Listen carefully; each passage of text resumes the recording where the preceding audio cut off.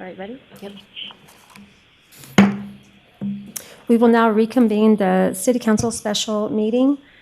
Are there any final actions? Good evening, Madam Mayor. No final action tonight. Okay, we will now adjourn the City Council special meeting and call to order the City Council regular meeting for Tuesday, February 28th. Will the clerk please call the roll? Council members Aquino. Here. Chalem-Sherla. Here. Kozlowski. Here. Rohrbaugh. Here. And Rodriguez. Here, let us stand for the Pledge of Allegiance. I pledge allegiance to the flag of the United States of America and to the republic for which it stands, one nation, under God, indivisible, with liberty and justice for all. Are there any agenda updates? Yes, Madam Mayor, there is a revised staff report for item 12. A copy had been previously provided to you, and they are also available on the table in the back. Okay. Will the clerk please call the next item? Yeah, Madam Mayor, that takes you to your first item this evening, which is business from the floor. You currently have 5 requests to speak under business from the floor. Okay. Okay, let me. All right. Business on the floor is the public's opportunity to address the City Council concerning any item within the City Council's jurisdiction that is not on the agenda. Please keep in mind that the City Council is generally prohibited from discussing or taking action on any item that is not on the agenda. Public comments are limited to no more than 3 minutes. There is a speaker timer on the podium in front of you that will display the time you have remaining on your 3 minutes. The color will change to yellow when you have 30 seconds left and then turn red and blink when your 3 minutes are completed. We ask that everyone respect the 3-minute time limit to ensure that all speakers have an equal opportunity to address the City Council. Okay, so we'll call out the names and we'll let you know who's on deck so you can be ready to go when the speaker before you's 3 minutes are up. First tonight will be Denise Taylor, and Denise will be followed by Gary Bolin. So Denise, go ahead and come on down.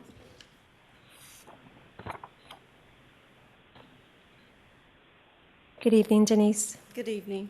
So I attended the Traffic Safety Committee meeting last Thursday, and I support Chairman Bailey's request to have a joint City Council Traffic Safety Committee public workshop to address the hazardous conditions through the East Natoma Folsom Lake Crossing corridor. Please approve and schedule this workshop as soon as possible. Thank you, Denise. All right, thank you. Okay, next will be Gary Bolin, and Gary will be followed by Nitya Narisaman.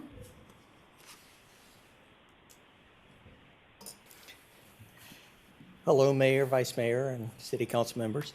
Good I evening. attended the Traffic Safety Committee meeting last Thursday, and I support Chairman Bailey's request to have a joint City Council Traffic and Safety Committee public workshop to address the hazardous conditions along East Natoma and Folsom Lake Crossing. And so please approve and schedule the workshop as soon as possible. Thank you. Thank you, Gary. Okay, next will be Nitya Narisama, and correct me on that, please, followed by Agamya Rao.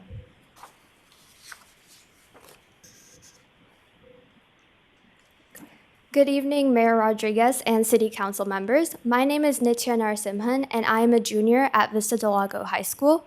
I am participating in a project for SMUD in which my teammates and I are attempting to encourage local restaurants and our school to implement more sustainable practices. Part of this goal is the reduction of single-use plastics, which we aim to accomplish through the implementation of Senate Bill 54. This bill was introduced to California in 2022 and passed by Governor Gavin Newsom. It was introduced in 2020 and passed by Governor Gavin Newsom in 2022, and it requires all foodware in California to be compostable or recyclable no later than 2032. According to CalRecycle, California throws away nearly 285 Olympic pools worth of plastic per day. And this packaging waste takes up 25% of space in our landfills. SB 54, also known as the Plastic Pollution Prevention and Packaging Producer Responsibility Act, sets the first specific source reduction goals in U.S. history, and therefore is necessary in order to develop and maintain a sustainable economy. Instead of placing the burden on consumers who are already paying for pollution and landfill cleanup, this bill implores the plastic industry to take accountability. Action is already being taken in many Californian cities. For example, in the Los Angeles County in 2022, they passed an ordinance requiring all foodware to be recyclable or compostable in the unincorporated parts of the county, and also banned the use of polystyrene, also known as styrofoam, in their cups, coolers, and plates.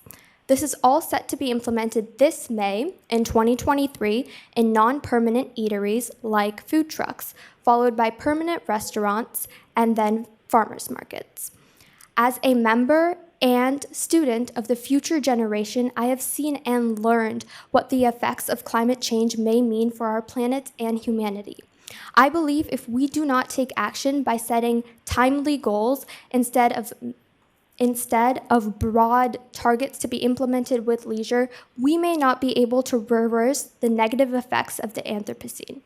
So I would like to request the City Council to look into Senate Bill 54 and take significant steps into implementing this bill in Folsom. Thank you. Thank you, Nitya. You're such an articulate speaker, too. Can I just point out that I think that may be the very first time anybody's used the word Anthropocene in this room. Thank you. Okay, next speaker will be Agamya Rao, who will be followed by Prabir Mishra. Oh, wait, that's for... Hi, welcome. Dear Mayor and Council members, City Council members of Folsom, Namaste. My name is Agamya Rao, and I'm a proud citizen of Folsom and a 9th grader. Today I will share briefly about the recently concluded 16th Annual Health for Humanity Yogathon, or the Surya Namaskar Yagna. The Hindu Swayamsevak Sangh USA, or HSS, hosted the 16th Annual Health for Humanity Yogathon in many cities throughout the greater Sacramento region.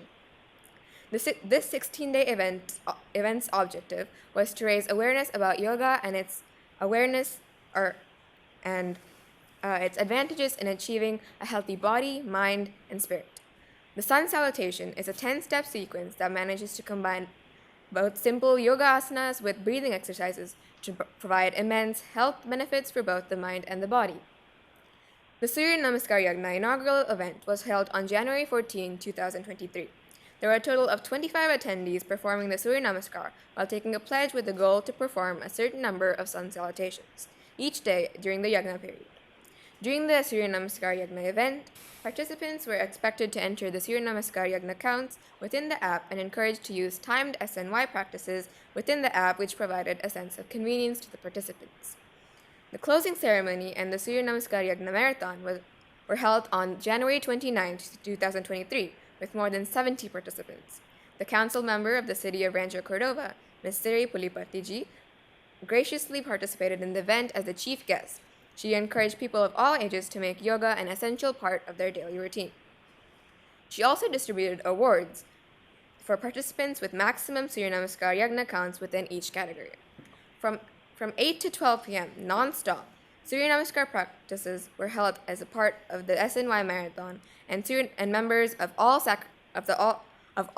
Sacramento area chapters participated, counting 2,200 Surya Namaskars. Box lunches were provided at the end of the event. We are honored and delighted to report that 46,131 Surya Namaskars were performed as part of the 16th Annual Health for Humanity Yogathon this year by all the participants in the greater Sacramento area. Even farther out, a teen chapter had the highest Surya Namaskar Yagna counts of any chapter in California. Roseville had the highest Surya Namaskar Yagna count of 27,422 for any city in California, and was ranked second in the United States. With over 2,000 participants from all over the United States, including over 400 from California. As part of the Health for Humanity Yogathon, 492,648 Surya Namaskars sets were conducted from across the United States this year. The Surya Namaskar Yagna was a success in promoting a healthier lifestyle, strengthening the body and the mind. We're going to need you to wrap it up soon. On behalf of HSS, thank you and dhanyavad. Oh, thank you. Okay, I think your next speaker is actually their Yeah, we had a request to speak from Pradeep Mishra, but I think you may be receiving the proclamation? That's right. Okay. It's in that regard only. Okay. Yeah. Did you want to have him speak now? Do you want to speak? Do you want to speak after the proclamation? I think so. Okay. Yeah. Okay. All right, then we'll wait for it. Yeah. You're next up, so you won't have to wait long. Thank you. Will the clerk please call the next item? Your next item is item number 1. This is a proclamation of the mayor of the city of Folsom recognizing the Hindu Swayam Sevak Sangh Health for Humanity Yogathon. Come on back up, please. Thank you. Didn't mean for you to go all the way back. Come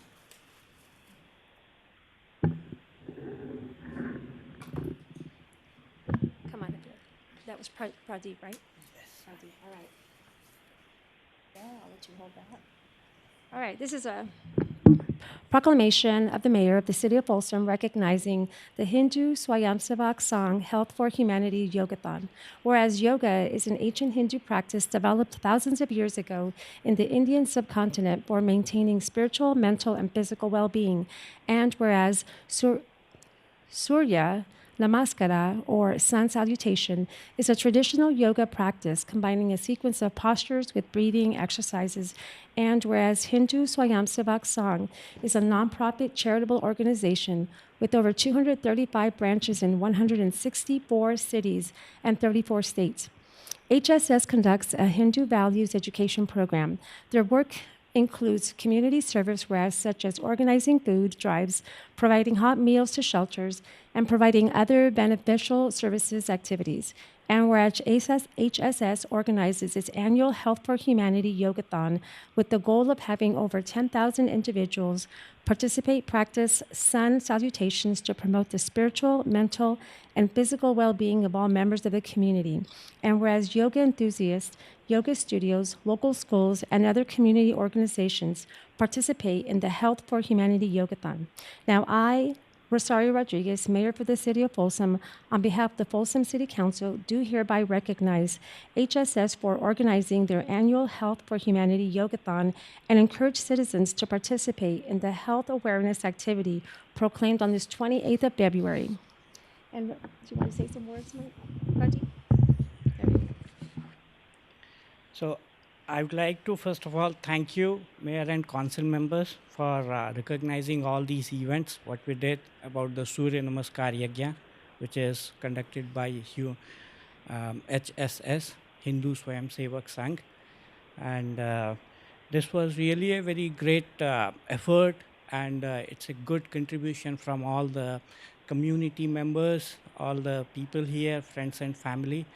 So this yagya, it's called yagya, is successful because of all of the community members' participation and coordinations. So I thanks everybody who participated. Thank you, everybody, and thank you very much.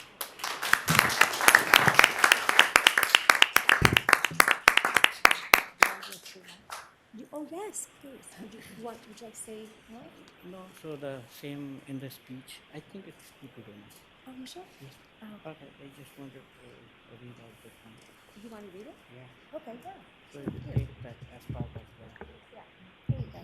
All right. Thank you. So, good evening and namaste, Mayor and Council members and everybody. My name is Pradeep Mishra and a volunteer at Hindu Swayam Sevak Sangh, HSS. I am an IT professional and a proud resident of the city of Folsom for over 9 years. The 18th annual Health and Humanity Yogathon, or Surya Namaskar Yagya, organized by Hindu Swayam Sevak USA HSS, started on 14th January. The 16th day event aims to create awareness about yoga and its advantage in achieving a healthy body, mind, and spirit. Surya Namaskar or Sun Salutation integrates simple yoga posture in 10 steps that, along with simple breathing techniques, can provide immense health benefit to both the body and the mind. Each year on January 14th, Hindus worldwide celebrate Makar Sankranti, a day that marks the changing of the season. Makar Sankranti ushers in longer days, which is why the festival symbolizes sunrise in the life. To make this occasion, HSS has organized the Health and Humanity Yogathon from January 14th to January 29th. HSS initiated this health awareness project in 2007, now in its 18th year. Since its inception, participants of all faith and beliefs from 43 states have actively taken part in the Yogathon through yoga centers, community organizations, schools, and colleges. Collectively, we have participated in and performed over 4 million Surya Namaskar or sun salutation. Community leaders and many elected officials across the nation have shown their appreciation for this initiative and encouraged their residents to participate and gain the benefit of an overall healthy lifestyle. This year, HSS invites community group yoga center students and individuals to learn and participate in the Health and Humanity Yogathon.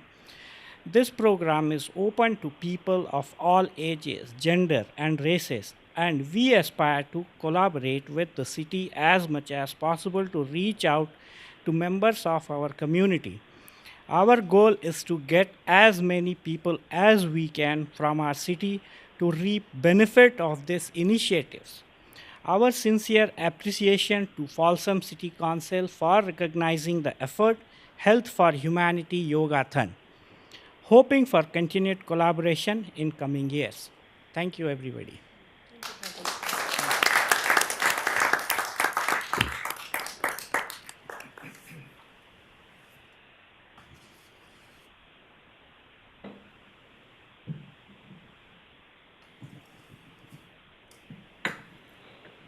Okay, will the clerk please call the next item? Okay, your next item this evening is presentation item number 2.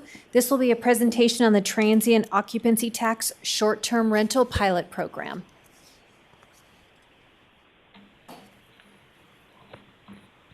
Just have to say, I want to do some yoga now. I feel very invigorated. All right. Well, good evening, Mayor, members of council. I am Elizabeth Hanna, Revenue Services Supervisor. Tonight, I will be presenting on the short-term rental pilot program the Revenue Division will be implementing. So to give some background on the topic of this presentation, I want to start by sharing the definitions per city code of what hotel is, which means any structure or any portion of any structure which is occupied or intended or designed for occupancy by transients for dwelling, lodging, or sleeping purposes. And a transient is any such person occupying space in a hotel under or until the period of 30 days has expired. So with those definitions, Chapter 3.14 of Folsom Municipal Code states that each transient is subject to and shall pay a tax in the amount of 8% of the rent charged by the operator. Each operator shall collect the tax at the same time the rent is collected from every transient. Each operator shall, within 60 days following the close of each calendar quarter, make a return to the tax administrator of the total rents charged and received and the amount of tax collected for transient occupancies. At the time the return is filed, the full amount of the tax collected shall be remitted. So TOT is currently being administered and collected by the City of Folsom Revenue Division on a quarterly basis from current registered hotel operators. So now that we explained the code, a brief overview of the pilot program is for short-term rentals. So short-term rentals are commonly referred to as Airbnbs. You can find them on sites such as Airbnb or Vrbo's. These rentals are often used for less than 30 days, most commonly weekly or weekend stays for vacation getaways. And the Revenue Division has partnered with HDL Companies, who currently administers our business license program, to conduct a pilot program to identify STRs and collect TOT from these operators. So HDL will identify these short-term rentals during the implementation phase, which is generally about 90 days they take to identify. Once the short-term rentals have been identified, HDL will send an introductory notice to these rental operators. Operators must respond to this notice whether or not they'd like to continue short-term rental operations.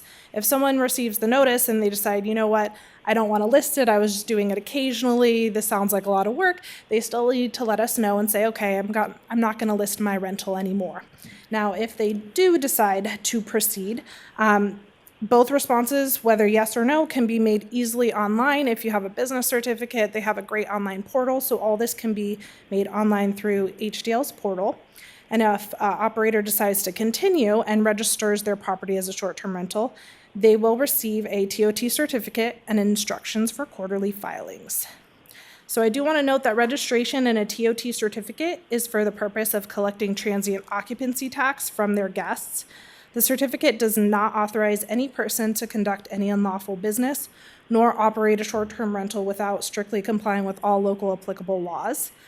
This pilot program will run for 1 year to determine the viability, and I will report back to council during the pilot period of the findings of this program. Okay. Any questions or comments?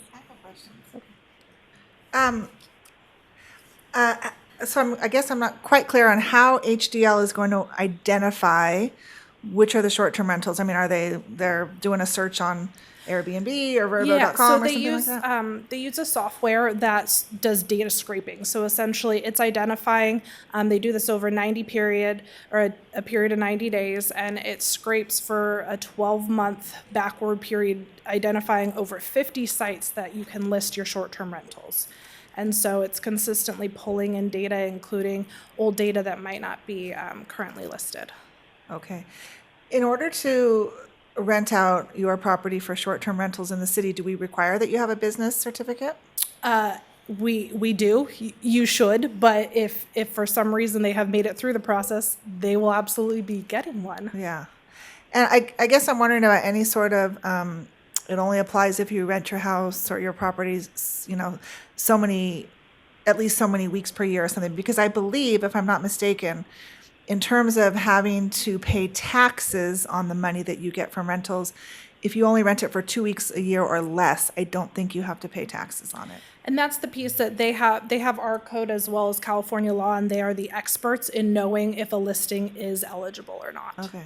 Yep. And do we know, are other surrounding cities collecting TOT on these short-term rentals? So there are other cities in the area collecting it. I don't have a list of which ones are or are not, but it will be interesting to go through the pilot and see what comes out of it and how many we really do have and what kind of taxes could be generated from it. And so when would this pilot start? So we're in the implementation phase right now, and the letters were targeted for mid-April, but it all kind of depends on data scraping. But mid-April is the target for letters to operators. Okay, so just a request for the city manager, could you please let us know as this proceeds, because I'm sure we're going to be hearing from folks. Absolutely. Thank you. Okay. I have a question. So can the listing agencies collect the TOT when they collect payment? So And then wouldn't it be easier for us to just deal with Vrbo and Airbnb than each individual person maybe listing something? So technically, yes, you can. There are other cities that do that, but they are, I want to say, notoriously difficult to work with and to collect the tax. I know a lot of the larger cities do have that listing and have that Chasing line around item. 100 or 200 residents is easier? For how HDL implements it. Okay, all right. They are the experts, so they do this for many cities. They already do our business licenses. They're very well versed. I feel like we should pursue both paths, perhaps. So just a suggestion. We can do that. Yeah. Okay. Any other questions? All right. I don't have any questions, but so many people ask about the Airbnb in Folsom, and I think even last time I was asking city manager also. We have a a blurb on our city website also, the definition of what is Airbnb and what it takes, and also the business license. Even that business license is even for the renters also, you know. So there's a lot of information on our website. If anybody is listening to this one, please check out folsom.ca.us. Thank you. All right, thank you for the presentation. Would the clerk please call the next item? That takes you to your consent calendar this evening. Okay. Any items to be pulled? I don't. Entertain a motion? I'll move the consent calendar if there's nobody that wants to pull anything. I'll second. Okay, would the clerk please call the roll? Council members Aquino, Yes. Chalem-Cherla, Yes. Kozlowski, Yes. Rohrbaugh, Yes. and Rodriguez. Yes. Okay, will the clerk please call the next item? Okay, your old business item this evening is item number 12, resolution number 10998. This is a resolution directing the finance director to add 2 community service officer positions to the police department budget in the general fund and appropriation of funds. And just as a reminder, this was the item that has an amendment. Okay. Before we start, I have some questions for Chief Hillman. Can we, oh, I'm sorry, do you want to do your presentation? I think Stacy has a brief Yes, presentation. my bad. Perfect. Okay. Thank you, Mayor. Council members, Stacy Tamani, Finance Director. Tonight's item is a follow-up from the January 24th council meeting regarding the addition of 2 community service officer positions within the police department budget. As background, back on January 24th, I gave a mid-year budget review, and the projections from the first quarter financial report were revisited at that time. Expenditures are projected to exceed revenues at the end of the fiscal year, and a year-end deficit is projected. At that meeting, the City Council had the opportunity to discuss any proposed mid-year budget adjustments. Because of the projected deficit, the only opportunity for an addition to the budget is to use the unassigned fund balance, known as the emergency reserve. A motion was made to add 2 community service officer positions to the fiscal year 2022-23 budget and to appropriate funds from the unassigned fund balance to pay for these positions. The motion passed with a 3-2 vote, and per the city's municipal code, this action needs to be approved by resolution, and that's why we're back here with this item tonight. Some analysis for you. The initial cost of adding 2 community service officers is $217,000 annually for salary, benefits, and equipment. These are ongoing costs, and they will increase over time. The cost to fund these positions for the remaining 4 months of the fiscal year is $75,513. Per the city's financial policies, in order to amend the budget and add these positions, the council will need to first find an emergency or extraordinary need exists to justify the use of the unassigned fund balance to pay for these positions. You'll have to authorize the additional positions, appropriate revenue of equal value, and make appropriations to various salary, benefit, and equipment accounts. And that's all done through the approval of the resolution. A few things to consider when deliberating such an amendment. You are doing so in isolation of considerations to other programs or capital projects. So making this adjustment separately outside of the budget process prioritizes just one addition without you being able to see the whole budget picture for the upcoming year. There are several known factors that will impact the 23-24 budget. The budget must accommodate salary and benefit increases that were approved in collective bargaining agreements this year. These are significant, and the city must pay for what has been promised. Departmental operating and maintenance costs have increased significantly in recent years due to inflation, but the constrained budget has not allowed for increases to be added to operating line items. In the past, the city's been able to add an inflation factor to departmental budgets, such as a 2% increase to their operating budget to keep up with operating costs. We have not been able to do that for the past 3 years. And so with inflation at the level that it's been at, we have created a big gap in what departments have in their operating budget line items and what it actually costs to provide those services. We were also notified by Sacramento County that they are replacing their property tax software system, and during the next 2 years, the property tax administration fee that the city pays to the county will increase. This will add $375,000 a year for the next 2 years to the general fund budget, and the general fund will have to cover this cost. And we also know that the fire department overtime budget is significantly underfunded. This does not reflect the reality of department overtime costs and needs to be adjusted to more closely match the actual costs. These are just a few of the many upcoming budget issues that we know will be impacting the 23-24 budget. And then a third consideration here when considering this action, prudent budgeting would suggest that ongoing costs should be funded by ongoing revenue streams. So if an ongoing expense is going to be added to the budget, there should be an identified, consistent, reliable source of revenue to cover that new cost. We do not have that in this instance. It's being proposed to use a one-time source, your unassigned fund balance, to cover an ongoing cost. The resolution drafted for this item has two parts. The first part, per the city's financial policy, is that the council finds that an emergency or an extraordinary need exists to justify the use of the unassigned fund balance. And the second part is authorizing the addition of the two positions. It includes the appropriation to the police department budget and the appropriation to use the unassigned fund balance, both in the amount of $75,513. That covers just the remaining 4 months of the fiscal year. And with that, I will turn it back over to you, Mayor. Thank you. I just have a couple of questions for Chief, if Chief can come up.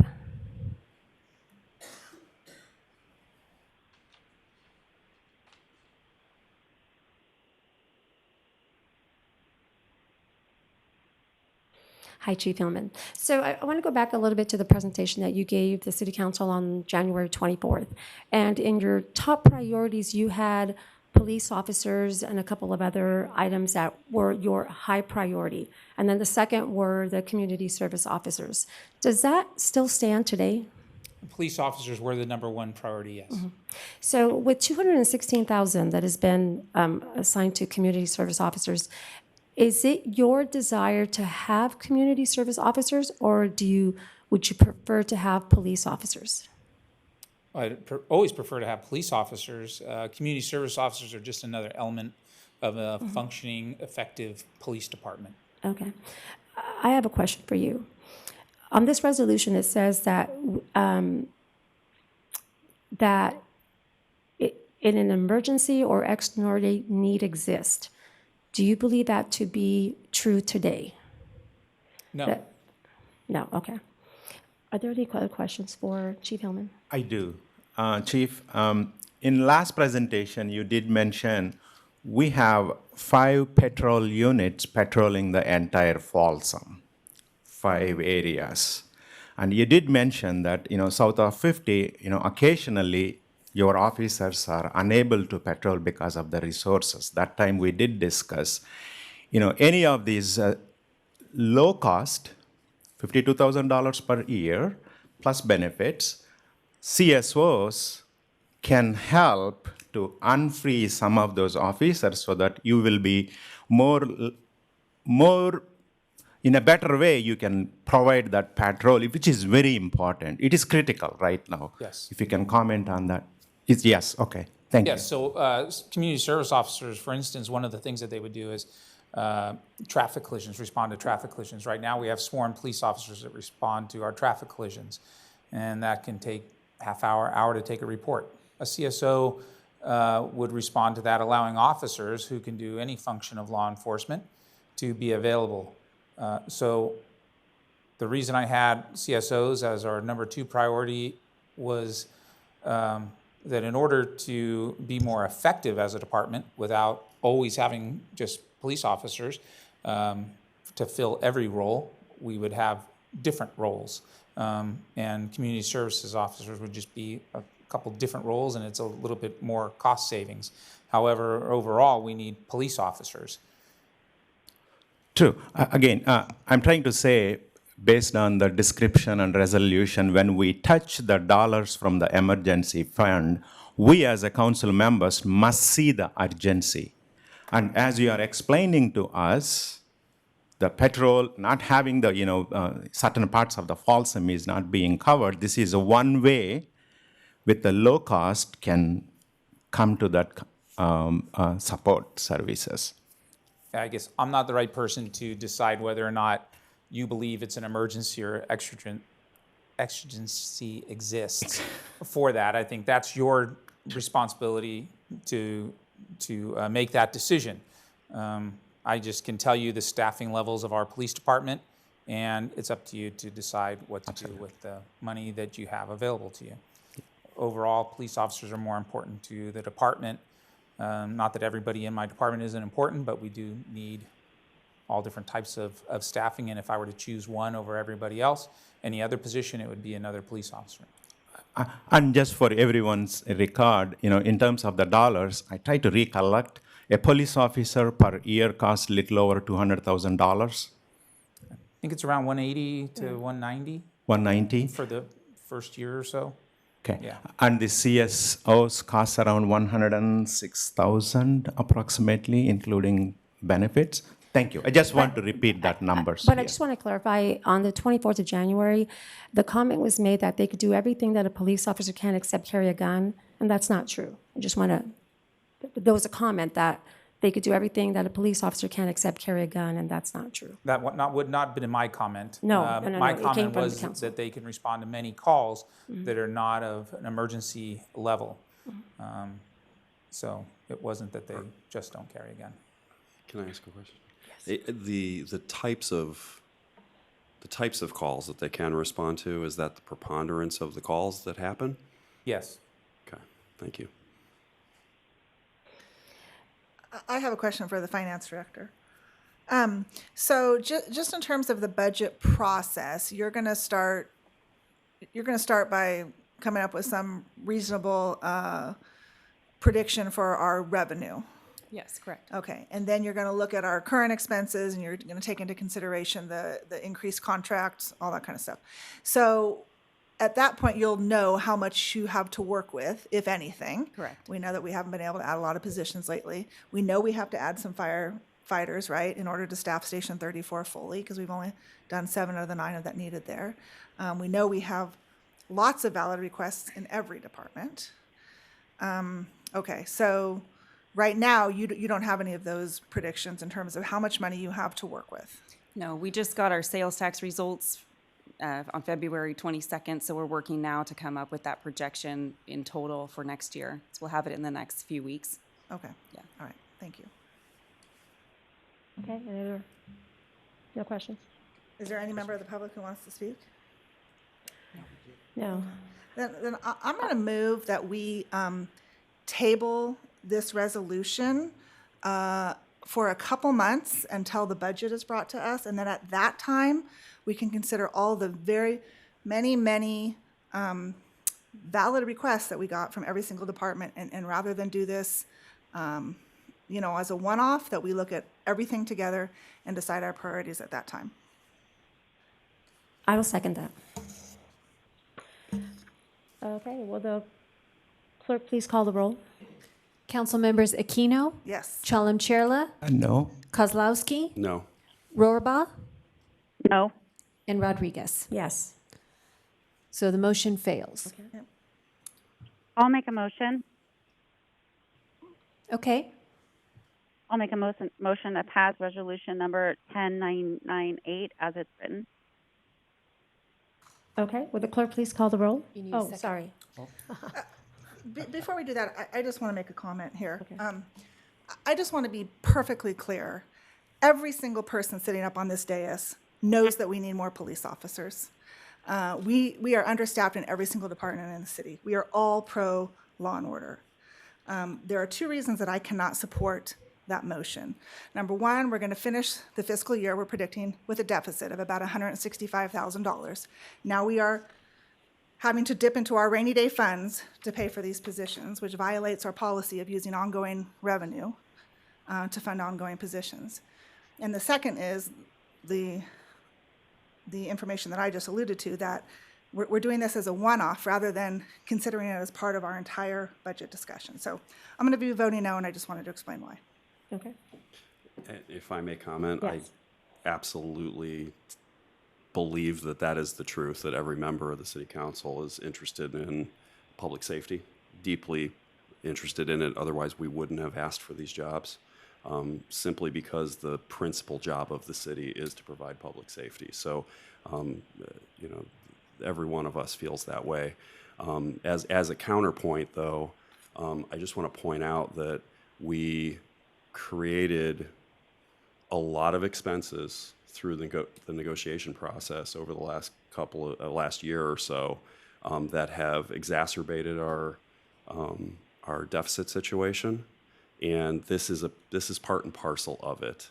And the situation, the stress upon the police department right at this moment and their ability to patrol effectively the entire city, I think, warrants the addition of these two positions to provide them a little bit of relief.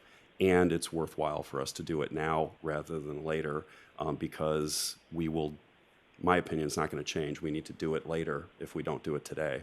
So that's why I'm making I'm seconding the motion. All right. I have some comments for this. So in the last meeting, we heard that we are losing our grasp on crime and we're losing our grasp on homelessness. And both of those are not true.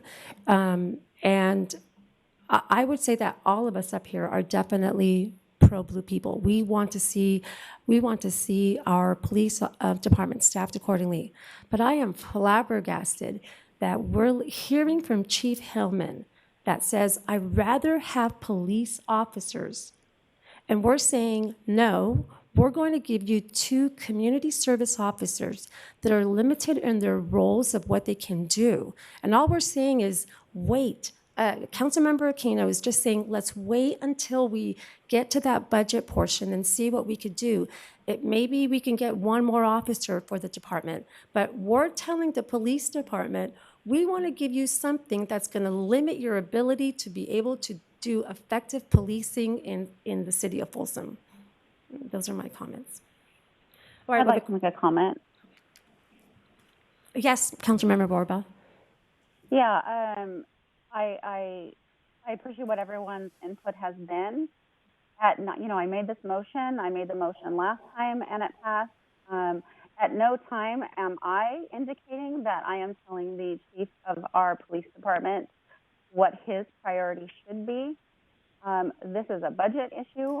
This is a mid-year budget issue that I was bringing back because it was proposed last budget to bring it back for a mid-year review because of the grant. This gives them 2 bodies versus 1 body, but at no time am I saying, or I think my colleagues are saying, that we don't believe that that we're determining who's more important. We're just getting them 2 bodies, which they desperately need. So to insinuate or put words in our mouths, I think, is inappropriate. I trust the chief to fill these positions and do what he needs to do. And the point he made is they still need officers as well. So I just want to be sure that the chief and the public knows I am at no point insinuating or have any feelings of authority over what I think should happen, how he runs his department.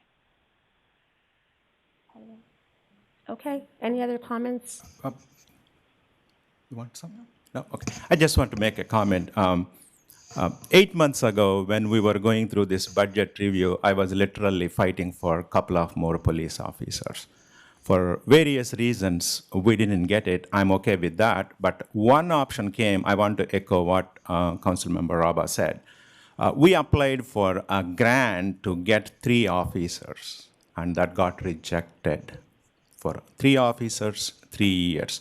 And when I was, saying yes to my colleagues, even though I did not get, the dollars for the 3 officers on the fire department money and all those, I said to them, I'll be back for the mid-year review or midterm so we can negotiate. Public safety must be proactive. That's my philosophy, and I believe in it, and we have to drive towards it. Yes, I agree with our mayor. Even though Chief Hillman is asking for the police officers in his presentation, we made that motion before even Chief comes to us.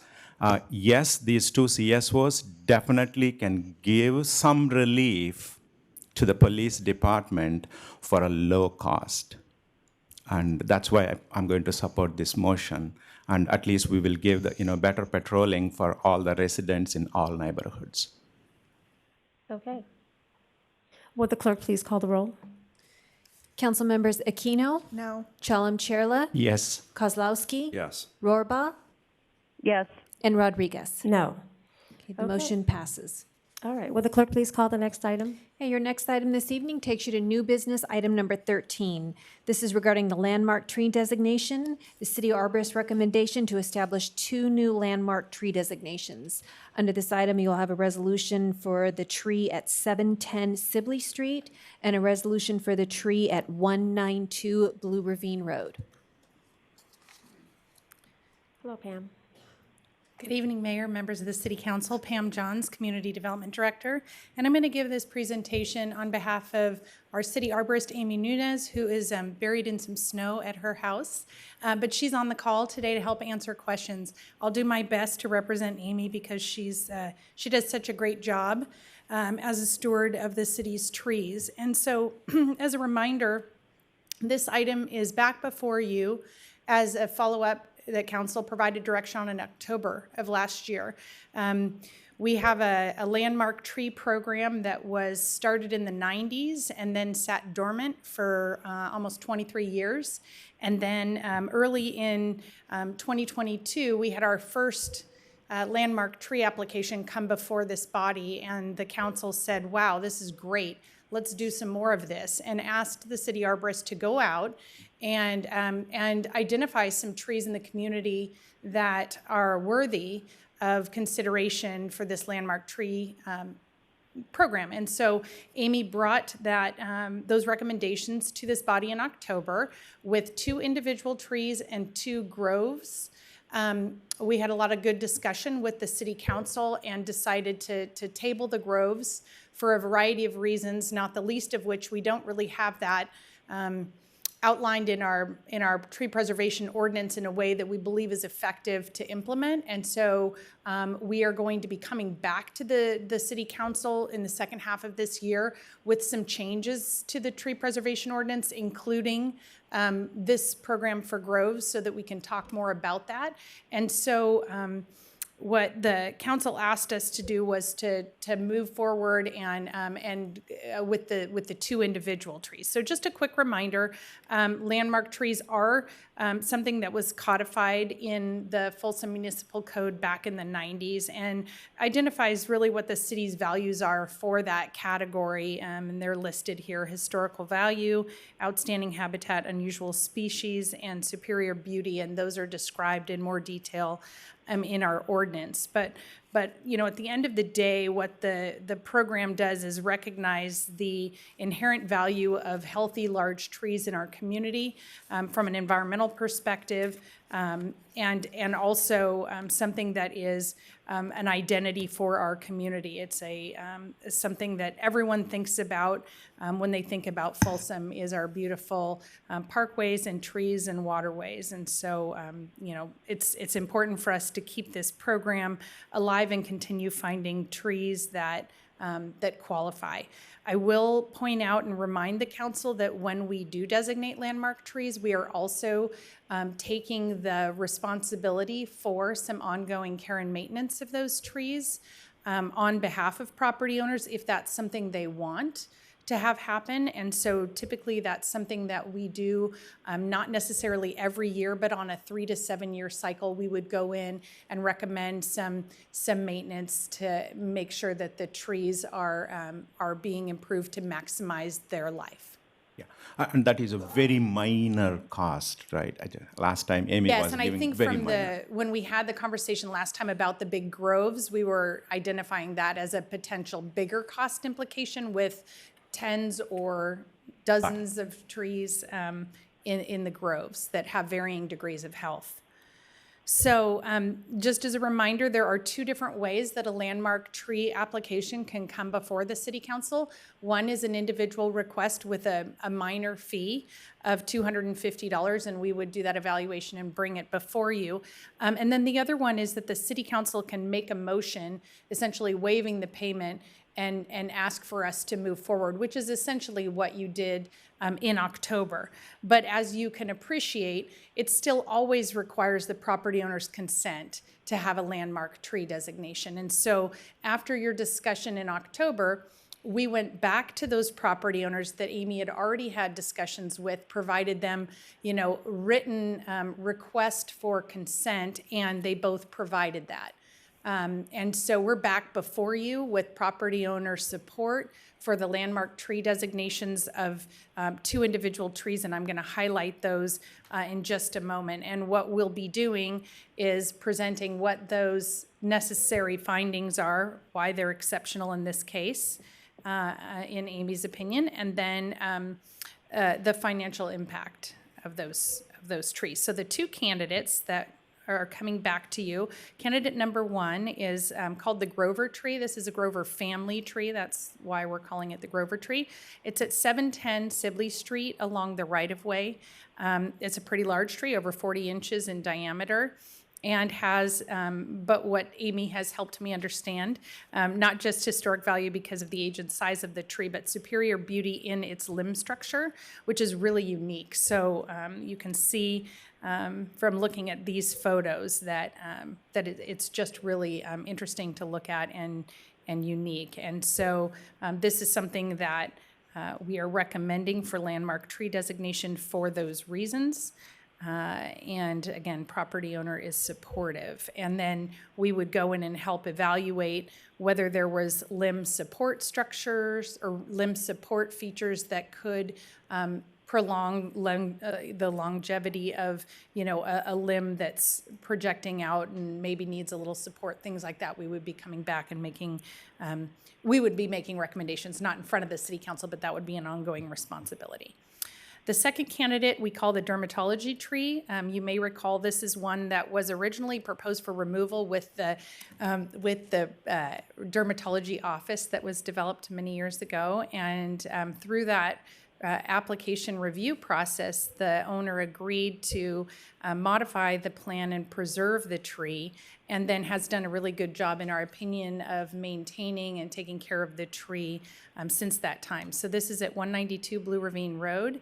Again, a nice tree from a visibility perspective, and it's in a nice setting within the project area. The landmark status qualifying attributes of this are also the historical value, the larger size of the tree, and superior beauty in the structure and health of the tree. You can see here some of the post and cables that have been implemented by the owner over time in order to maintain the health of this large tree.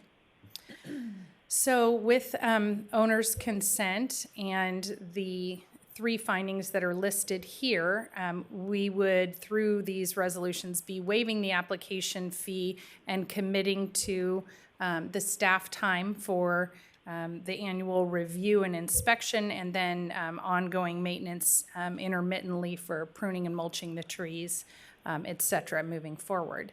And so the staff recommendation is to have the city council adopt 2 resolutions, one for each of the landmark tree designations, and these would be added then to the city's 19 individual landmark trees and 2 groves in the current landmark tree program.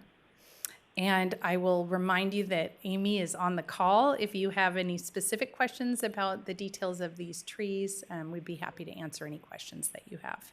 Okay, any questions for Pam or Amy? I have a question. I'm 100% in support of this, and I want to see the part about the groves come back as soon as possible. I'm just curious about the fee. If somebody were to come to us, I mean, it seems like a $280 fee would discourage some people from coming forward.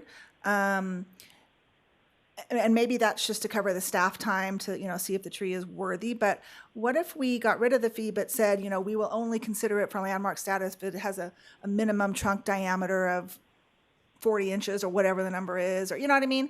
Because it seems like if we're wanting to promote this, having a $280 fee is counterintuitive. I don't disagree with that comment, and I do think that, that could be one reason why, after Amy reached out to these property owners and suggested the landmark tree status, that they didn't come forward at that time. It could also be a time issue with processing of the paperwork. So that's something we could look at when we come forward. But yes, generally the council has a policy that we would do, cost recovery on these plans. So that's why the fee is in place. But we could certainly bring that back to you in the second half of the year with any modifications to the tree preservation ordinance for your consideration. Any other questions? Do we have any requests to speak? You have one request to speak this evening from Barbara Leary.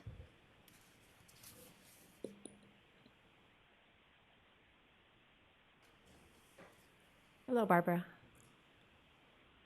Good evening, Mayor Rodriguez and council.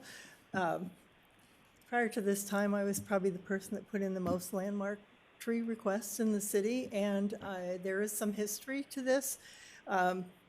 The tree at the dermatology site, which I never knew was called the dermatology site, has been there for as long as I've lived here in Folsom, which is over 30 years, was on a lot when I moved here with two other trees. The lot had otherwise been clear-cutted, and that was the Winco lot.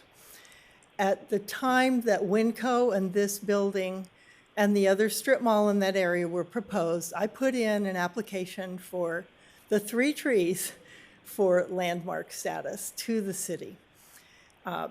And at that time, it was up to the council to make these designations, but the process had to go through the Planning Commission for approval of the development on the site.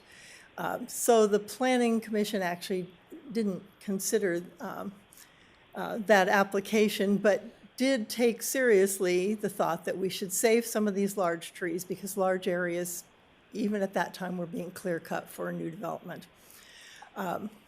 So what happened was one of the planning commissioners, former Mayor Howell, negotiated with the developer to rearrange how those buildings were to be put on that lot. And the developers agreed to do that. What happened in the interim also was there was a big outcry because people didn't want Winco in the neighborhood, and there were other concerns, but my main concern at that time was that we save those trees. So I'm here to support this application. The one on Sibley Street I've passed thousands of times, and it is one of the most beautiful trees in the city.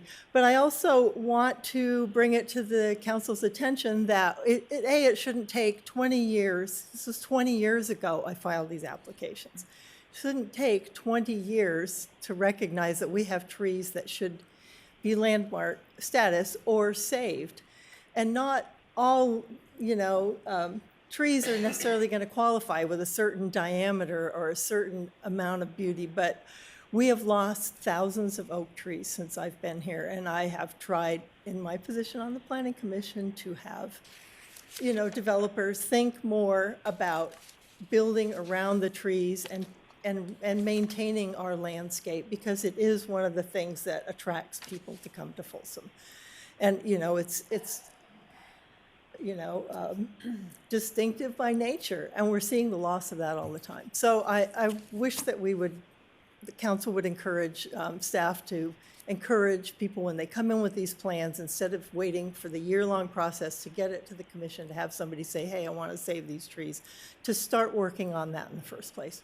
So I strongly support this resolution, and I hope you'll all vote yes. Thank you, Barbara. Thank you. All right, any other questions or discussion? No, I don't have Entertain a it. motion? It's worth noting that we have some thoughtful, far-looking residents who are part of this process, so thank you to them especially, and to the Planning Commission from 20 years ago, because it's a good thing that we have both this tree to consider right now and Winco here. Absolutely. And one reminder is that once you have a landmark tree designation, in order to remove that tree, it requires city council to declassify the tree. So there may be reasons why someone wouldn't want to do that, but to Barbara's point, once someone makes that commitment to save the tree, that might be an appropriate time to lock that down and say, yep. Let me condition it to the approval. Absolutely. I'll move. You have a comment? Yeah, just comment. Pam, I think you mentioned the remaining 3 trees. Amy is still working with the owners or the landowners. I know last time you brought 5 or 6 trees for our consideration. Amy's on the call, so maybe she can answer that. I think I only recall 2 or 3 individual trees, and maybe we didn't get property owner authorization on if there was a third, we didn't get property owner authorization, and then the other were groves. Amy, can you confirm that? Yes. Can folks hear me? Yes. Yeah. Yeah. So back in October, I presented 3 individual trees and 2 potential groves for landmark tree consideration. And following that presentation and direction from council, I did reach out to all 3 of the property owners. The owners of the 2 trees before you tonight were very receptive and very excited at the prospect of their trees being designated landmarks. The 3rd owner is for the tree. It's a beautiful blue oak at 785 Hannah Way. I have not been successful in making contact with them, and so that is an endeavor we will continue on to try and make contact with that owner. And there also are other trees throughout the city, as Barbara Leary mentioned, that are definitely candidates for consideration as well. And we kind of went into this with the anticipation that the candidates presented to you back in October might be a part 1 of a multi-phase endeavor in revitalizing this landmark tree program. Got it. Thank you, Amy, for the explanation. The one thing I know, say there's so many people listening here. Barbara did this almost 20 years ago. If anybody thinks there are so many tree lovers in this town, if they want to reach out to city, if they have seen a tree which is beautiful, which we haven't seen, maybe you can explain to the community whom they can reach out in city. Yes, to Amy Nunez, our city arborist, and her contact information is all over the city's website through community development. Awesome. Well, everyone, who are listening, reach out to our wonderful Amy. She is our arborist, and we love to hear from residents more if you think there are trees, designated for a landmark. Thank you. Okay, with that, I will move adoption of resolution number 10996. Second. All right, will the clerk please call the roll? Council members Aquino? Yes. Chalem-Chierla? Yes. Kozlowski? Heck yes. Rohrbaugh? Yes. And Rodriguez? Yes. Okay, and then I'll move adoption of resolution number 10997. I'll second that. Okay, will the clerk please call the roll? Council members Aquino? Yes. Chalem-Chierla? Yes. Kozlowski? Yes. Rohrbaugh? Yes. And Rodriguez? Yes. All right, will the clerk please call the next item? Yeah, that takes you to your last discussion item this evening, item number 14. This is introduction of the City of Folsom Water Vision and direction to staff on the Water Vision contents and community engagement process. Thank you, Krista. Mayor Rodriguez, members of the council, Marcus Yasutaki, Environmental and Water Resources Director.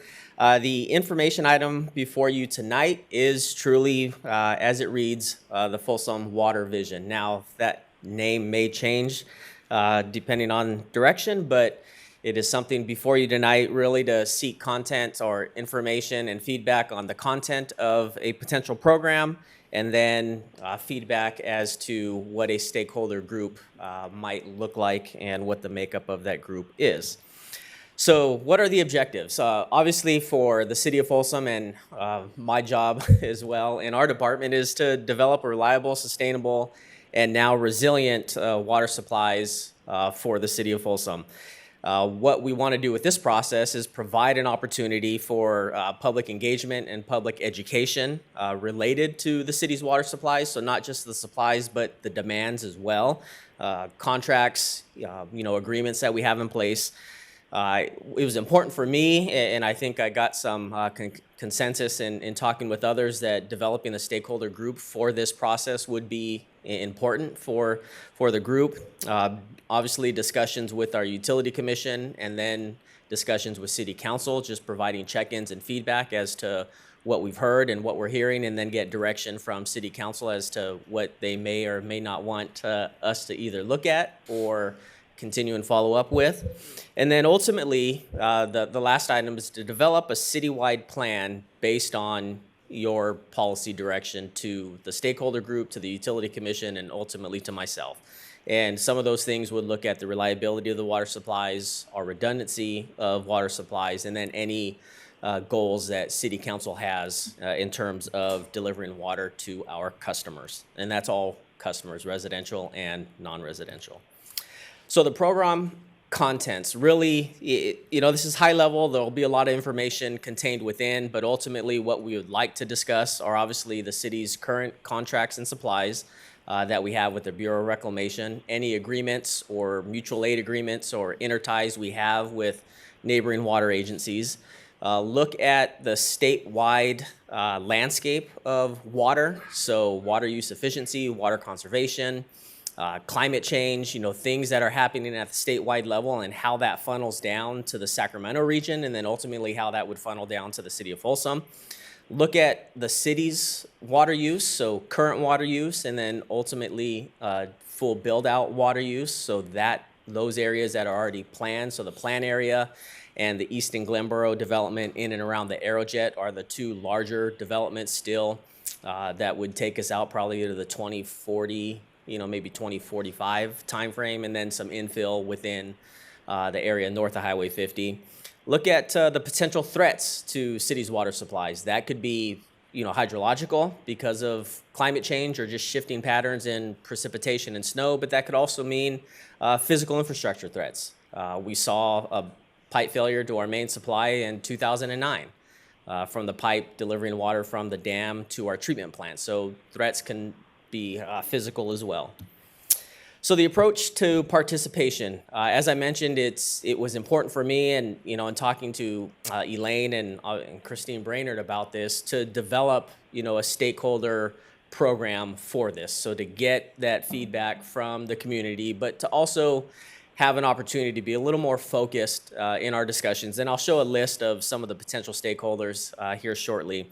And then, use that information and the feedback from the stakeholder group to bring discussions back to the Utility Commission and then ultimately back to City Council. And from there, I would like to then ultimately get direction from the Utility Commission and City Council into ultimately maybe what a portfolio might look like and what opportunities City Council might want us to further explore in terms of permitting, regulatory requirements, cost, obviously, and then partnerships. And then, it was important for, in my opinion, a broad citywide participation for this effort. So the stakeholder group, obviously we would confirm any water supply goals with City Council. So if there are certain, I'd call them bookends that you would like us to plan for, those are things that we could do. Obviously on one bookend, you could have just public health and safety, which is your indoor needs for, bathing, drinking, and washing clothes, things like that at home. And then obviously just running a business day to day would not include necessarily outdoor irrigation for residential or non-residential. That could be one bookend that we plan for. And then the other bookend would be, hey, we want to deliver 100% of our water to the customer if they need it, whether it's indoor, outdoor, or both. And that could be to our whole customer base. So what we'd like the stakeholder workshops to help us describe or put together is, we look at our water supplies, obviously identify any challenges that we have. Then again, those can be regulatory, they can be physical infrastructure challenges, or they can be hydrological due to potential climate change challenges. Opportunities that we have, so neighboring with partner agencies, or maybe it's looking in other areas within the region to try to bring water into the city. Obviously identifying the goals from City Council. And then I think something that was important that I saw the City of Santa Barbara do was develop some of the core values of the group, because the stakeholder group for that particular stakeholder may have a different value associated with water than somebody else. And an example I'll use would be like Kikkoman or Geikikon. They have a certain water quality that they expect for their product, right? And that may not lend to bringing, say, treated groundwater into our system in that part of the city, because they need treated water from Folsom Reservoir just from a water quality perspective. But there are other areas, I would say maybe parks or schools or landscaping areas, where treated groundwater might not be an issue because it's serving a function of watering the grass. So, the values that different groups might bring, I think, is important to understand, because I don't know all of them. And I think it's going to be important that we get that feedback, because that could change the landscape of some of the opportunities or some of the portfolio that you would want to consider, and what that means to bring different supplies possibly into the city. as I mentioned, we'd have focused discussions at the Utility Commission because that was one thing that we thought was important to do. They were all either directly appointed by you or at large, and it's a role I think that they would serve well, and I think they should be a part of this process. And then obviously the city council meetings, finalizing any of the objectives, the recommendations, and developing a final plan. This is not a complete and exhaustive list, but this is a list that we've developed to date in terms of what a stakeholder group may or may not consist of, depending on feedback we get here tonight. I recommend that we keep the total group to 20 or less. I think the city of Santa Barbara they had 23 or 24. They did this back in 2020, and they said that was probably maybe a couple too many, but for them, it worked out. But I think, we have an opportunity to keep it a little less than 20. And so I won't read them all, but these are all for your consideration and feedback. One of the things I did think about talking to somebody here today was, it might make sense to include somebody that has, let's say, water supply or water use, water resources background, right? Maybe they've worked for another water agency or another district, another city or another municipality. Maybe they currently do, maybe they don't, maybe they're retired, but I think that might be another body that we might want to put in the stakeholder group, and that could fall under, I wouldn't necessarily call it a citizen group, but that might be something that you would want to consider just to get a different perspective of somebody that may have gone through this before or is currently doing this if they're still employed with that municipality. There are actually a couple of people in Folsom that they're like water experts that would be, I could think of two right now. Yep.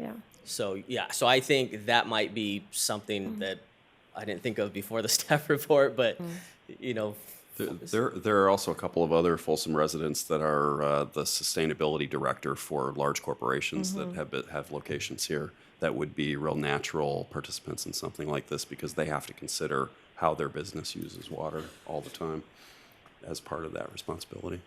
Okay, good feedback. And then just in terms of portfolio development, what I've been thinking about is we would likely probably have no more than 10 alternatives because you start to get past that and it gets quite pricey, but then you just start to get a lot of overlap in terms of what some of the options might look like. We'd develop final program documents. So we'd have handouts, one-pagers, pamphlets, a dedicated website for this on the city's webpage. We'd build off any previous plans or studies that the city currently has. So there are several that we have. There's some that we're working on that would all feed into this.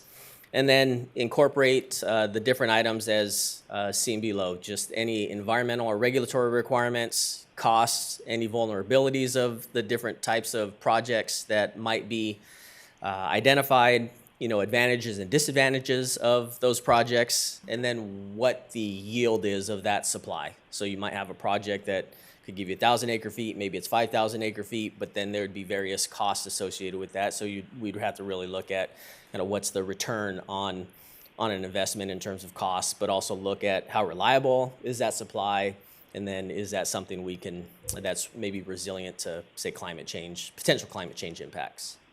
Looks like you have a question. I can hold it. Do you have a lot more? No, I think just one, and then questions. But okay, I'll wait. Okay, so next steps is is there another item that you city council would like brought back to have a further discussion? In terms of kind of your water supply goals, or is it, hey, we think you're on the right path, go forward and start developing the stakeholder group.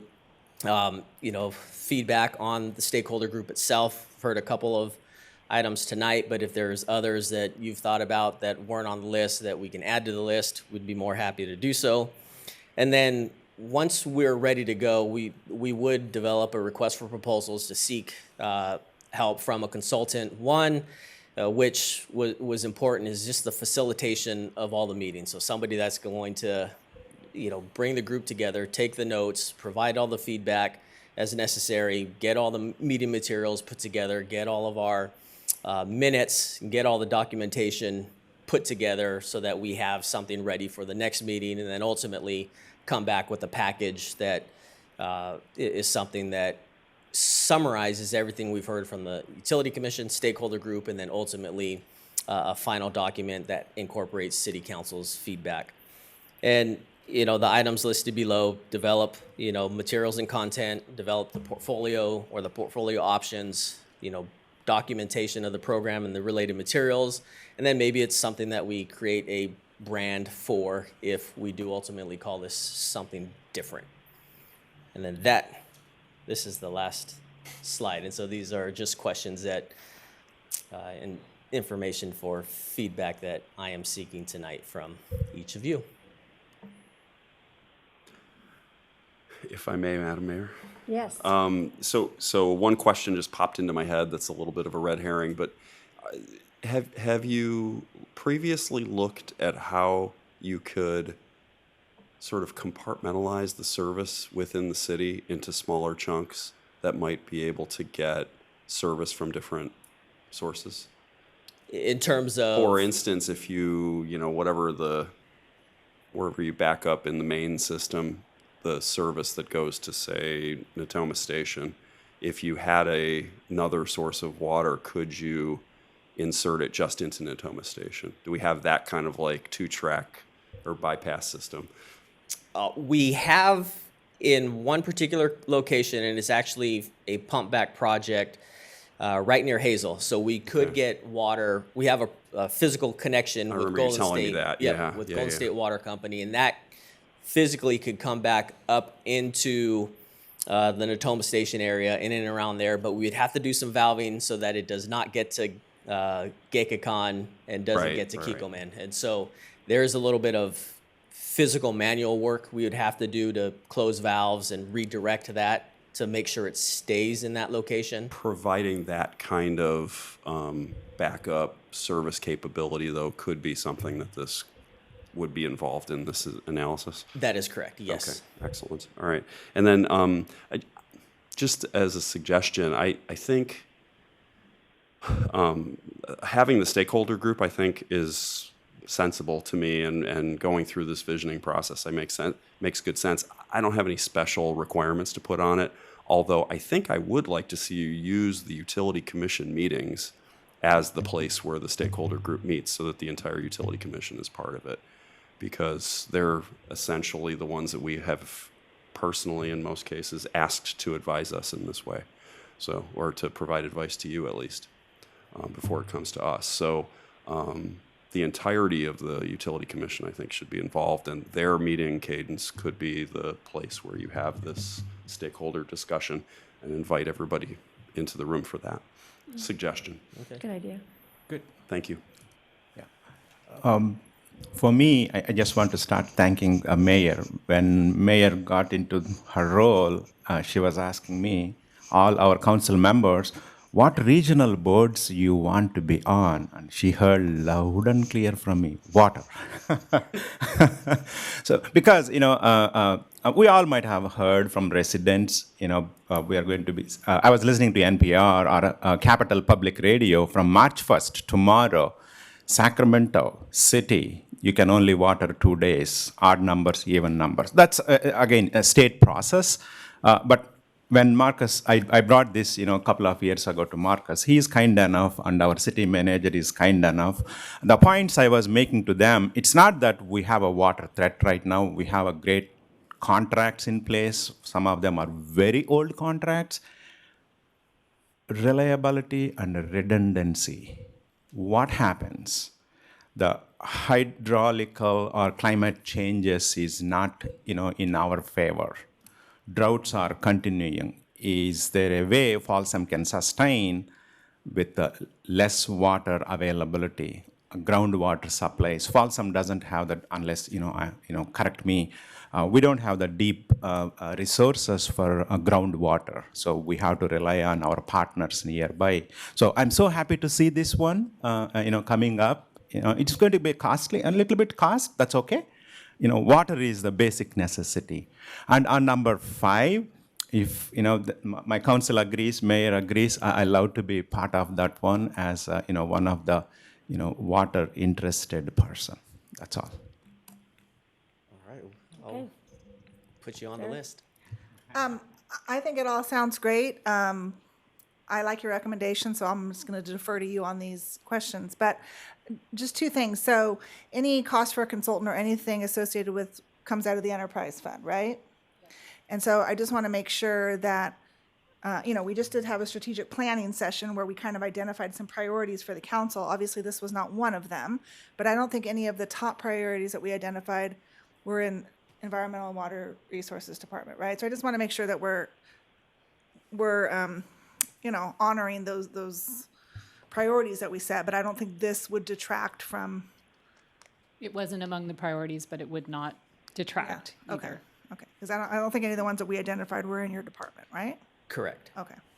And then, Councilmember Aquino, just to add on to that, you are correct. This would be 100% funded through enterprise fund, so no impact to the general fund. And there's even a dry year fund that we have that our finance department reminds me yearly that, hey, we need to start using that. And this is one of those areas so that we could finance that, any potential contracts through as well. Okay, sounds good. Thank you. All right, I'm fine with everything there. Are there any requests to speak? Oh, Anna, Councilmember Borba, any comments? No, I think it's great. Okay, any requests to speak from the public? You have no request to speak on this item. Okay, so this, no motion, right? Well, do you want general? Nope, no motion needed, just getting your direction and any feedback that you had. It sounds like we've got it. All right. Yeah, you're getting That's what our we need. nods. I appreciate it. Thank you very much. Thank you, Marcus. Thank you, Marcus. All right, will the clerk please call the next item? That takes you to city manager reports. Okay, thank you, Mayor. A traffic safety improvement project at Folsom Lake Crossing and East Natoma Street is set to begin in the spring. The project is designed to improve safety, reduce accidents and fatalities, and increase mobility. The project will include over 2,100 feet of metal beam median barriers, radar speed feedback signs, and updated pavement markers and signage. Median barrier rails will be installed on Folsom Lake Crossing between Johnny Cash Bridge and the Folsom Spillway Access Road, and also on East Natoma Street between Giannato Way to the Folsom Lake Crossing intersection. The city also plans to resurface the same portion of East Natoma Street and Folsom Lake Crossing with what's called a friction course overlay, a pavement treatment that improves surface drainage and tire traction. These locations were identified in the city's 2021 Local Road Safety Plan, a data-driven analysis of major traffic collisions. The City of Folsom Waste and Recycling Division staff starts route reviews this March. Route reviews are random, periodic visual audits of curbside garbage, recycling, and organics cans to encourage residents to recycle right. During route reviews, staff will open curbside bins to review materials and may slightly adjust items on top. Staff will leave "Keep Up the Good Work" tags on cans that contain accepted recyclables and organics, and cans with more than 10% visible contamination will receive an "Oops" tag. There are no fines associated with the route review process, and if you're not sure what to recycle or how to recycle it, please visit our website at folsom.ca.us/waste collection. And finally, the Folsom Public Library now offers free California State Parks passes that provide access from Folsom Lake to the Tahoe State Recreation Area and beyond. The Folsom Public Library will have 100 passes available year-round to check out for up to 3 weeks at a time. The Folsom Public Library will host an educational talk for all ages at 1 p.m. on this Saturday in the library meeting room, and you can meet State Park interpreter Nicole Barden to learn more about our local state parks and how to take advantage of them. And that's all I have. Okay. Councilmember Kozlowski. Can the trash doing a great job sticker please be a gold star? I will get while right on we're that. handing out stickers. Councilmember Kozlowski. Just two things, I think. Mark, did you get notification from SACOG about our Green Means Go applications at all? It would have been this week. Yes, we did We get did. notification. Okay, and fantastic. community So development. I just Yes. wanted to let everybody know that most of the applications that we submitted for the Green Means Go program were recommended for approval. That still has to go to the SACOG board later this month, but we're looking really good on those projects. So Yeah, we're- excellent job telling the story of what our needs are from that program. So thank you. all of you guys, all the staff. And then the second thing is the Sacramento Regional Transit Board met last evening, and we had a really interesting presentation that some of you may want to go back and take a look at the actual agenda item 7.1, which was a presentation that was kind of jointly provided by some RT staff, SMUD, and people from the Air Quality District about reducing carbon emissions and deploying zero emission vehicles, ZEV. They keep using that abbreviation, but basically electric vehicles of all kinds. There is a joint group of those three agencies plus SACOG who are working very hard on trying to come up with policies to encourage that transition without forcing people into some decisions prematurely. But basically, it's to obviously provide some climate change resiliency, ultimately make our community healthier for having less emissions in the air, and then just advance clean transportation options. And the most important thing we ended up talking about is the fact that we're currently in this little bit of a chicken and egg situation where the charging infrastructure that's needed is a little bit lacking. So a lot of people have range anxiety for getting to place without the charging infrastructure being available. But the people that are willing to own and operate the charging infrastructure say there aren't enough vehicles yet to merit having them. So we're trying to short circuit that and get more charging infrastructure built in the right places so that it makes it easier for people to make those transitions when the time is right for them and their purposes. So anyway, I would just recommend everybody, if you want a little primer on zero emission vehicles and charging infrastructure initiatives, that item 7.1 from the RT board packet would be really interesting to you. That is all. Thank you very much. Thank you. Councilmember Warba? I'll just be brief. I'm at a conference in Monterey for basically economic development for the city, retail, things like that. Really positive news. I'll report more in a couple weeks when I'm there in person. But I hope everyone has a good night. All right, thank you. Councilmember Aquino? Just a quick report out. I had a briefing last week with the executive director of regional sanitation. As you know, our wastewater goes down to the wastewater treatment plant in Elk Grove. And there is a line item on our Folsom utility bills for that. I believe it's $37 a month. They, like everybody else, are feeling the effects of inflation, mostly due to increased labor costs, increased electrical costs. That wastewater treatment plant is the second largest electricity user in the county after the state of California.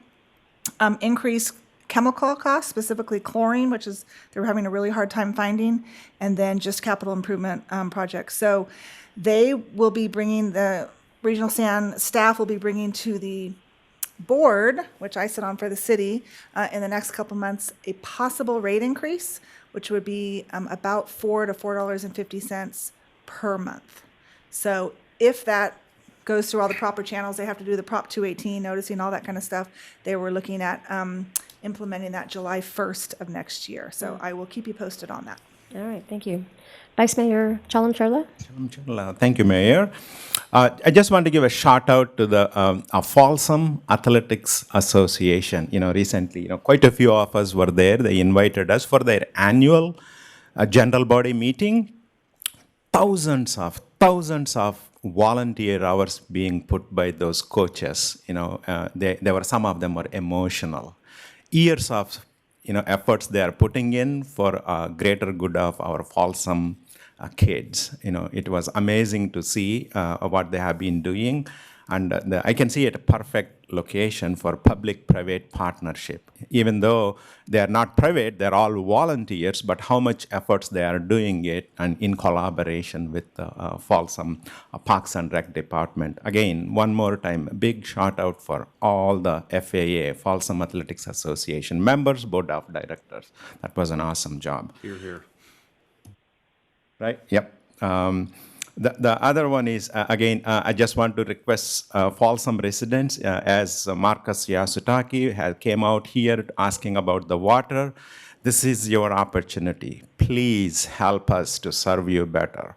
So many people ask us when we are out on the streets, how about the water situation? The building construction is going on that side. Yep, we hear consistently that one. So please, we don't have an immediate threat for our water needs, but here is our opportunity for long-term redundancy and reliability purpose. Please, if you are a water expert in Folsom, living in Folsom, please be part of us. You can reach out to any of our council members or directly to our Marcus Yasutake as well. With that, again, good evening, Folsom. All right, I'll be quick. I want to thank the seniors from St. Francis High School that are sitting in the back for joining us tonight for their civics class project. We welcome you back, Audrey Picardo.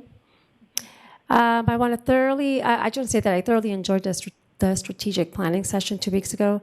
I found a lot of value in reassessing our vision and our mission statement and identifying our priorities. We've developed some really good goals that we can now start working hard on them, and that was a lot of good stuff. The Live Performing Arts Academy is working on an amazing jazz festival that will take place the weekend of April 28th and 29th in the Historic District. And right now they're working on all the details, but it is super amazing what is coming down the pike for that weekend. It is going to mirror a European-style jazz festival, and there'll be competition, and the best of all, it's free. So as we get closer, I'll share a little more about that. I attended the Folsom Athletic Association annual general meeting last weekend. I got to say that I had a confession to them that I didn't know how much they give to back to our communities, and it was just a really big eye-opener to be a part of that meeting. And they are such an integral part of the success of our city when it comes to park and rec programs. And then the leadership class of 22-23 is seeking artists and sponsors for the new public art exhibit. It's called The Heartbeat of Folsom, that is scheduled to unveil in June. And this is the Choose Folsom leadership class. And then I want to give just a shout out to Folsom Fire Department Chief Casano, who joined the Chief Challenge to fill the boots for burns that was hosted by Hearts for Heroes. They raised over $71,000. That was just actually shy a few $100 from the first place. So good job to all those that supported them. And with that, I will close the meeting at 8:02.